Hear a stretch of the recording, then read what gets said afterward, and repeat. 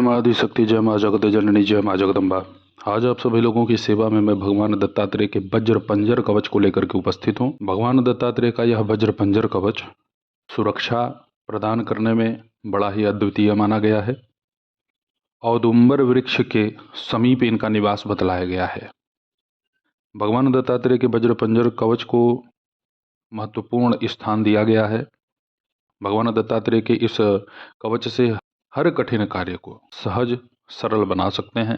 भगवान दत्तात्रेय की एक सबसे बड़ी महिमा मैं आप लोगों को बतला दूं कि जब कभी भी कोई भी उपासक साधक अथवा कोई आम जन भगवान दत्तात्रेय के स्वरूप का चिंतन करता है या इनके गुणों को सुनता है सुनाता है तो भगवान दत्तात्रेय वहाँ उपस्थित हो जाते हैं। जैसे माता पीताम्बरा है, तत्काल नाम लेने पर ही अपनी कृपा वो दिखा देती हैं सच्चे मन से। ऐसा नहीं कि बस केवल मुख से बोले जा रहे हैं और हृदय में कोई भावना है ही नहीं, केवल स्वार्थ भरा हुआ है। तो ऐसे में कोई भी किसी भी देवी देवता को आप पूज लीजिए, सफलता नहीं मिलती है। तो भगवान दत्तात्रेय की ये महिमा है कि जहाँ भी इनकी चर्चा होगी वहाँ पे प्रभु का शीघ्र आगमन हो जाता है। भगवान दत्तात्रेय प्रभु के इस वज्र पंजर कवच को सर्वप्रथम भगवान शिव ने किरात रूपी महारुद्र अवतार में संपन्न किया था। प्रथम बार ब्रह्मांड के समस्त गुरुमंडल भगवान महाअवधूत श्री दत्तात्रेय के अधीन है। इनसे बड़ा कोई गुरु है ही नहीं, सभी इनके अधीन है और सभी इन्हीं के द्वारा संचालित और संरक्षित होते हैं। इस कवच के बारे में कुछ भी कहना साक्षात सूर्य को दीप दिखाने के बराबर है। इस कवच का जो भी पाठ या श्रवण करते हैं अर्थात सुनते हैं वे वज्रदेही और दीर्घायु होते हैं। वज्रदेही का अर्थ यहाँ पे आप ऐसा ना समझे कि आपका शरीर जो है वह लोहे का हो जाएगा। वज्रदेही अर्थात आप निरोगी होंगे तभी तो दीर्घायु होंगे। किसी भी प्रकार की कोई संकट विपदा आपको इस पर सही नहीं कर पाएगी। आधे से ज़्यादा लोग तो बीमारी से ग्रसित होते हैं और कम समय में ही शरीर छोड़ देते हैं। तो वह सारी समस्याएं इस कवच के पाठ से नष्ट हो जाती हैं। शरीर निर्बाध निर्विकार और दीर्घायु होता है। प्राणों की रक्षा होती है। समस्त सुख प्राप्त होते हैं। जो भी जीवन में कठिनाइयाँ बनी हुई हैं, परेशानियाँ चल रही हैं, वह सब दूर हो जाती हैं, नष्ट हो जाती हैं। जो भी आपकी मनोकामना होगी वह अवश्य पूरी होगी। भगवान दत्तात्रेय धर्म अर्थ काम मोक्ष चारों पुरुषार्थ देने में समर्थ हैं। इस कवच का पाठ करने वाला वेद शास्त्रों का मर्मज्ञ हो जाता है, अर्थात उसकी बौद्धिक क्षमता इतनी तीव्र और तीक्ष्ण हो जाती है कि वह किसी भी कठिन कार्य को सुगमतापूर्वक सरलतापूर्वक संपन्न कर देता है और उसकी समझने की जो शक्ति है वह बढ़ जाती है। सर्व दुखों का नाश होता है। जितने भी शत्रु हैं, भूत प्रेत तंत्र मंत्र कराने वाले या फिर आपको सामान्य आपके जीवन में कष्ट पहुंचाने वाले सब के सब दूर हो जाते हैं। आपकी कीर्ति यश बहुत ही तीव्रता के साथ बढ़ती है। भूत प्रेत तंत्र मंत्र अभिचार जो भी ये सब क्रियाकलाप हैं, इनसे संबंधित जितने भी प्रयोग हैं कुप्रयोग हैं वह सब नष्ट हो जाते हैं। ब्रह्म राक्षस का दोष हो और ग्रहों का दोष हो या फिर आपके पितृ प्रेत योनि में चले गए हों, नवग्रहों से उत्पन्न होने वाली जो कोई भी समस्या हो, महापातकों एवं सर्व प्रकार के रोगों का संपूर्ण नाश करने में यह कवच समर्थ है। इस कवच का पाठ कम से कम 10,000 आपको करना चाहिए। अब आप सभी लोगों को मैं इस कवच की साधना विधि बतला देता हूँ। इस साधना को दत्तात्रेय जयंती अथवा किसी भी गुरुवार से प्रारंभ किया जा सकता है। पीले वस्त्र धारण करके पीले आसन पर ही, उसके आसन पर आपको पीले वस्त्र को फैला देना है, उसी पर बैठना है। आपका मुख उत्तर दिशा की तरफ या पूर्व दिशा की तरफ होना चाहिए। अपने सन्मुख लकड़ी का बाजोट होना चाहिए, उसके ऊपर पीला वस्त्र फैला दें और उस पर आप भगवान दत्तात्रेय जी के चित्र को स्थापित कर दें। घी का दीपक जला करके अगरबत्ती या धूप जो भी हो उसे आप वहाँ पे जला दें। फिर अपने गुरु हैं तो गुरु का अवश्य ही चिंतन मनन कर लें, या जिन किसी ने भी गुरु मंत्र ले रखा हो, अपने गुरु से गुरु मंत्र की दीक्षा ले रखी है, तो आप अपने गुरु मंत्र का कम से कम 5 माला, या समय नहीं है तो कम से कम 1 माला जप कर लें।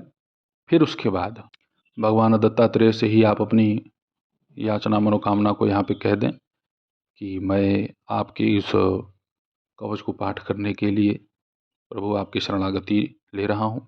जो भी मेरे ऊपर विघ्न, संकट, बाधाएं बनी हुई हैं या आने वाली हैं, वह सब दूर हो और मैं आपकी सेवा कर सकूं। मेरे घर में सुख, समृद्धि, शांति का संचार हो। जो भी निर्धनता बन रही है, दरिद्रता आ रही है, वह सब दूर हो।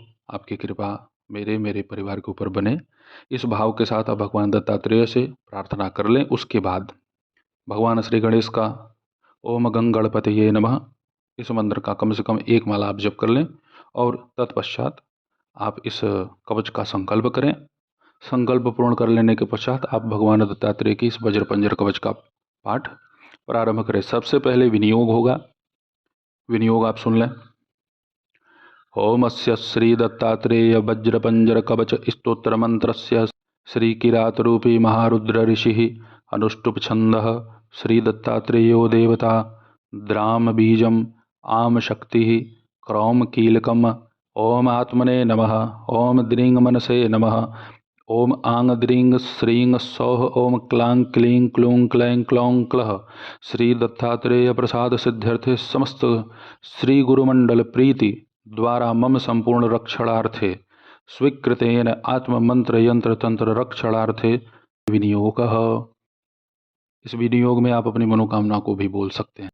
अब ऋष्यादिन्यास श्री किरात रूपी महारुद्र ऋषये नमः शीर्षि अनुष्टुप छंदसे नमः मुखे श्री दत्तात्रेयो देवताये नमः हृदय द्रांग बीजाय नमः गुह्ये आंग शक्तये नमः नाभौ करौं कीलकाय नमः पादयोः श्री दत्तात्रेय प्रसाद सिद्ध्यर्थे समस्त श्री गुरुमंडल प्रीति द्वारा मम संपूर्ण रक्षणार्थे स्वकृतेन आत्ममंत्र यंत्र तंत्र रक्षणार्थे च पारायणे विनियोगाय नमः अंजलो। अब इसके पश्चात करन्यास। ओम द्रांग अंगुष्ठाभ्याम नमः ओम द्रींग तर्जनीभ्याम नमः ओम द्रूम मध्यमाभ्याम नमः ओम द्रैंग अनामिकाभ्याम नमः ओम द्रौं कनिष्ठकाभ्याम नमः ओम द्रह करतलकरपृष्ठाभ्याम नमः। अब इसके पश्चात हृदयादिन्यास।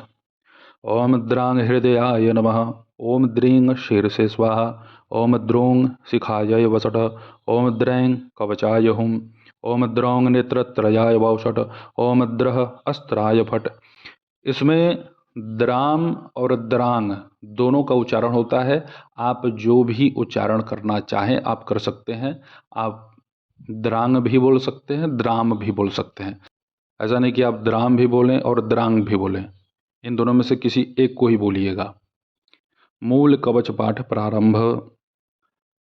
ओम दत्तात्रेयः शिरः पातु सहस्राब्जेषु संस्थितः भालं पातु अनसूयेयः चन्द्रमण्डलमध्यगः कूर्चं मनोमयः पातु हं छं द्विदलपद्मभुः ज्योतिरूपो अच्छिडी पातु पातु शब्दात्मकः श्रुतिः नासिकां पातु गन्धात्मा मुखं पातु रसात्मकः जिह्वां वेदात्मकः पातु दन्तोष्ठौ पातु धार्मिकः कपोलावत्त्रिभुः पातु पातु अशेषं ममात्मवित् स्वरात्मा खोडसाराब्ज स्थितः स्वात्मा अवताद्गलम् स्कंधौ चंद्रानुजः पातु भुजौ पातु कृतादिभुः जत्रुणी शत्रुजित् पातु पातु वक्षः स्थलमहरिः कादिठान्त द्वादशार पद्मगो मरुदात्मकः योगीश्वरेश्वरः पातु हृदयं हृदय स्थितः पार्श्वे हरिः पार्श्ववर्ती पातु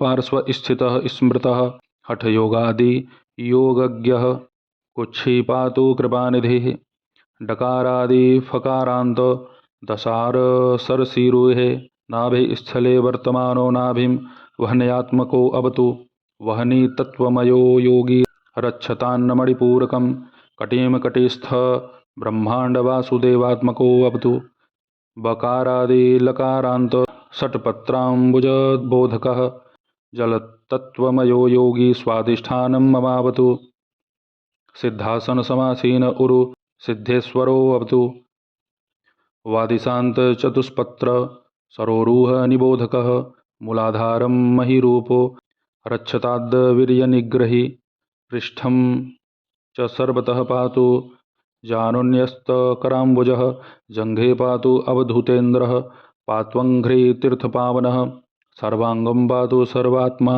रोमाण्यवतु केशवः चर्मचर्माम्बरः पातु रक्तं भक्तिप्रियोऽवतु मांसं मांसकरः पातु मज्जा मज्जात्मको अवतु अस्थिनि स्थिर्धिः पायन्नमेधां वेदाः प्रपालयेत् शुक्रं सुखकरः पातु चित्तं पातु दृढाकृतिः मनोबुद्धिम् अहङ्कारं हृषिकेशात्मको अवतु कर्मेन्द्रियाणि पात्वीशः पातु ज्ञानेन्द्रियाण्यजः बन्धून् बन्धुत्तमः पायात् शत्रुभ्यः पातु शत्रुजित् गृहारामधनक्षेत्रे पुत्रादिन शङ्करो अवतु भार्यां प्रकृतिवित् पातु पश्वादीन पातु सारङ्गभृत् प्राणान्न पातु प्रधानज्ञो भक्ष्यादीन्न पातु भास्करः सुखं चन्द्रात्मकः पातु दुःखात् पातु पुरान्तकः पशून् पशुपतिः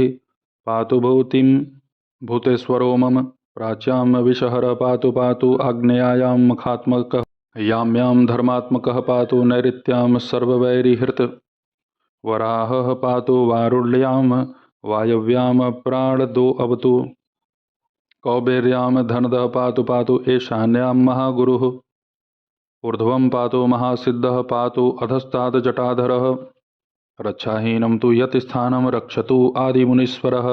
अब इसके पश्चात यहाँ पे फलश्रुति एतन्मे वज्रकवचम यः पठेत् शृणुयादपि वज्रकायः चिरंजीवी दत्तात्रेयो अहं मृगम् त्यागी भोगी महायोगी सुख दुख विवर्जितः सर्वत्र सिद्धि संकल्पो जीवन मुक्तो अथ वर्तते इत्युक्त्वान्तर्दधे योगी दत्तात्रेयो दिगम्बरः दलादनोऽपि तज्जपत्वा जीवनमुक्तः स वर्तते भिल्लो दुर्सर्वाणां तदानीं श्रुतवानिदं सकृच्छ्रवणमात्रेण वज्राङ्गो अभवदप्यसौ इत्येतद्वज्रकवचं दत्तात्रेयस्य योगिनः श्रुत्वा शेषं शम्भुमुखात् पुनरप्याह पार्वती एतत् कवचं महात्म्यं वद विस्तरतो मम कुत्र केन कदा जाप्यं किं यज्जाप्यं कथं कथम् उवाच शम्भुस्तत्सर्वं पार्वत्या विनियोदितं शृणु पार्वती वक्ष्यामि समाहितमनविलं धर्मार्थकाममोक्षाणाम् इदमेव परायणं हस्य अश्वरथपादाति सर्वैश्वर्यप्रदायकं पुत्रमित्रकलत्रादि सर्वसन्तोषसाधनं वेदशास्त्रादिविद्यानां निधानं परमं हि तत् संगीतशास्त्रसाहित्य सत्कवित्वविधायकं बुद्धिविद्या स्मृतिप्रज्ञाम् अतिप्रौढीप्रदायकं सर्वसन्तोषकरणं सर्वदुःखनिवारणं शत्रुसंहारकं शीघ्रं यश कीर्तिविवर्धनम् अष्टसङ्ख्या महारोगाः सन्निपातः त्रयोदशः खण्डवत्यक्षयरोगाश्च विंशतिर्मेहरोगकाः अष्टादस्तु कुष्ठानि गुल्मानि अष्टविधान्यपि अशीतिर्वातरोगाश्च चत्वारिंशतोपैत्तिकाः विंशतिश्लेष्मरोगाश्च क्षयचातुर्थिकादयः मन्त्रयन्त्रकुयोगाद्याः कल्पतन्त्रादिनिर्मिताः ब्रह्मराक्षसवेतालकुष्माण्डादिग्रहोद्भवाः सङ्गजा देशकालस्थानतापत्रयसमुत्थिताः नवग्रहसमुद्भूता महापातकसम्भवाः सर्वे रोगाः प्रणश्यन्ति सहस्रावर्तनाद् ध्रुवम् अयुतावृत्तिमात्रेण बन्ध्या पुत्रवती भवेत् अयुतद्व हि अपमृत्युर्जयो भवेत् अयुत त्रितयाश्चैव खेचरत्वं प्रजायते सहस्राद् युतादर्वाक् सर्वकार्याणि साधयेत् लक्षावृत्त्या कार्यसिद्धि भवत्येव न संशयः विषवृक्षस्य मूलेषु तिष्ठन् वै दक्षिणामुखः कुरुते मासमात्रेण वैरिणं विकलेन्द्रियम् औदुम्बर तरोर्मूले वृद्धिकामे न जाप्यते श्रीवृक्षमूले श्रीकामे तिन्तिड़ी शान्तिकर्मणि ओजस्कामो अश्वत्थमूले स्त्रीकामये सहकारके ज्ञानार्थी तुलसीमूले गर्भगेहे सुतार्थिभिः धनार्थिभिस्तु सुक्षेत्रे पशुकामैस्तु गोष्ठके देवालये सर्वकामैस्तत्काले सर्वदर्शितं नाभिमात्रजले स्थित्वा भानुम् आलोक्य यो जपेत युद्धे वा शास्त्रवादे वा सहस्रेण जयो भवेत् कंठमात्रे जले स्थित्वा यो रात्रौ कवचं पठेत् ज्वरापस्मार कुष्ठादि तापज्वर निवारणं यत्र यतस्यात् स्थिरं यद्यतत् प्रसन्नं तन्निवर्तते तेन तत्र हि जपतव्यं ततः सिद्धिर्भवेद्ध्रुवम् इत्युक्तवान् च शिवो गौर्ये रहस्यं परमं शुभं यः पठेत वज्रकवचं दत्तात्रेयो समो भवेत्। एवं शिवेन कथितं हिमवत्सुतायै प्रोक्तं दलादमुनये अत्रिसुतेन पूर्वं यः कोऽपि वज्रकवचं पठति लोके दत्तोपमश्चरति योगीवरश्चिरायुः। हरिः ओम तत्सत् श्री सद्गुरुः महावधूत दत्त ब्रह्मा अर्पणमस्तु। इस कवच का जब भी आप प्रथम पाठ करेंगे तो फलश्रुति और इसके जो विनियोग इत्यादि हैं उसको प्रथम बार में अवश्य करना है। एक बैठे ही अगर आप 10 बार करेंगे, 21 बार करेंगे तो आपको बार बार फलश्रुति और विनियोग करने की आवश्यकता नहीं है, केवल मूल पाठ कीजिएगा।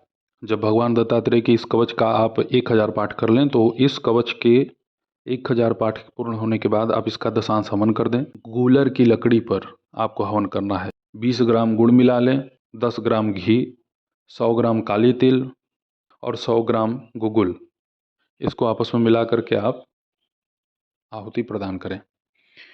अब इसमें आपको आहुति प्रदान करनी कैसे है, कहाँ से कहाँ तक आपको आहुति देनी होगी उसे मैं बतला देता हूँ। ओम दत्तात्रेय शिरः पातु सहस्राब्जेषु संस्थितः भालं पातु अनसूयेयः चंद्रमंडल मध्यगः स्वाहा। ऐसे ही आपको 1 से लेकर के 22 तक जो श्लोक हैं प्रत्येक श्लोकों से हवन करना है। उसके नीचे से फलश्रुति हो जाएगी, उससे आपको हवन नहीं करना है। बड़ा ही तीव्र शक्तिशाली इसका लाभ आपको देखने को मिलेगा। भगवान दत्तात्रेय शीघ्र प्रसन्न होते हैं अपने भक्तों के ऊपर। इस कवच को पाठ करने वाला ही इसकी महिमा को जान सकता है। जब आप इसका पाठ करेंगे तो इसकी क्या शक्ति है, क्या सामर्थ्यता है, आप इससे परिचित हो जाएंगे। तो भगवान दत्तात्रेय के इस अद्भुत अतिशक्तिशाली वज्रपंजर कवच का आप पाठ करें, आपका अवश्य हित होगा, लाभ होगा, कल्याण होगा। और आपसे मैं ये कहना चाहूँगा कि अगर आप भगवान दत्तात्रेय की साधना कर रहे हैं तो आप इनके साथ कई साधनाओं को संपन्न ना करें, या पहले से ही कुछ कर रहे हैं तो पहले उसको पूर्ण कर लें, उसके बाद आप भगवान दत्तात्रेय की साधना को संपन्न करें। तो ऐसे ही आप सब लोगों की सेवा में मैं उपस्थित होता रहूँगा दिव्य चमत्कारिक प्रयोगों के साथ। तब तक आप सभी अपना ध्यान रखें, सुखी रहें, स्वस्थ रहें। जय माता दी, हर हर महादेव।